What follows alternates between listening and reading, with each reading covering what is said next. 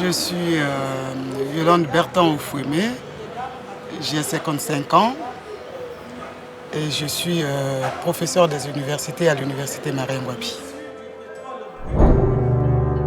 J'ai été mariée à 13 ans, donc à 13 ans on est encore enfant, mais j'étais déjà dans un ménage et je m'occupais d'un ménage de 4 adultes, mais en même temps il fallait s'occuper des études.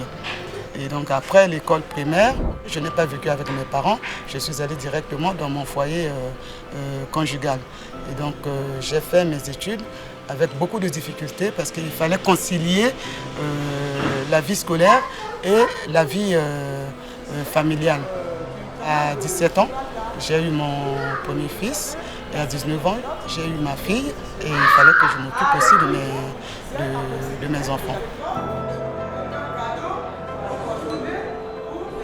En fait, quand j'étais encore enfant, à l'école primaire, j'ai subi quelques discriminations au sein de la famille. Mon père, à l'époque, n'avait pas encore compris que les filles pouvaient aller à l'école et réussir. Et donc, il privilégiait mon frère aîné. Et il n'achetait les fournitures scolaires qu'à mon frère aîné.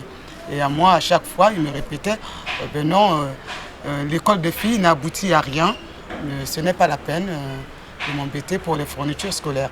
À l'époque, j'étais encore au village et je me débrouillais comme les autres petites filles. On allait en forêt cueillir les feuilles de marron tassées pour vendre sur le marché et pour préparer la rentrée scolaire.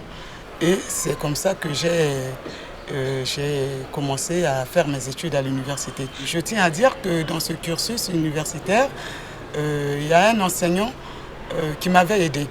À la première session des examens, ici à l'université Marien-Ngouabi, cet enseignant me dit « Vous n'avez pas un parent qui a une table au marché pour aller vendre parce que je crois que votre place n'est pas à l'université. » J'étais choquée, j'étais vraiment sous le choc. Quand je suis rentrée à la maison, je n'arrivais pas à dormir.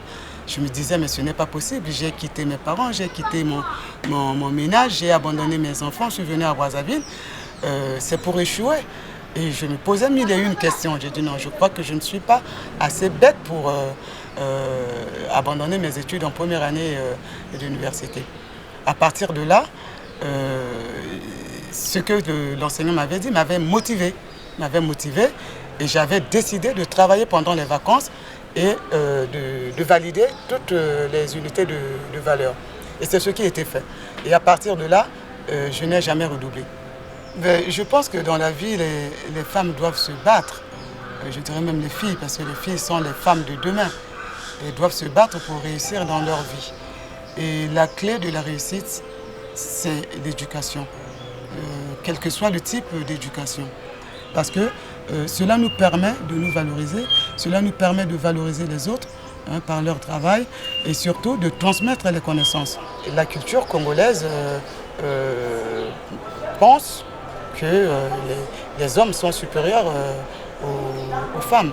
On le voit dans la gestion des ménages, etc. Ce rapport de force entre les hommes et les femmes.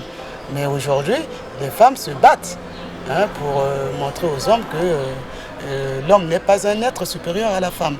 On est tous égaux et donc on peut exercer les mêmes fonctions et on peut évoluer dans la vie de la même manière. Les femmes commencent à comprendre qu'il faut qu'elles se forment, il faut qu'elles aillent plus loin dans les études pour qu'elles puissent occuper des postes importants. Parce que ces femmes qui dépendent totalement de leur mari, quelque part, en contrepartie, doivent se soumettre à ces hommes-là. Et le combat des femmes au quotidien, c'est celui-là. C'est d'essayer d'avoir une certaine indépendance, une indépendance sociale, une indépendance économique. C'est vrai que dans notre culture, les hommes sont appelés et ont toujours été appelés à s'occuper des femmes. Mais cette espèce d'assistanat n'a plus sa place dans notre société. Une femme doit se battre pour travailler, pour être indépendante.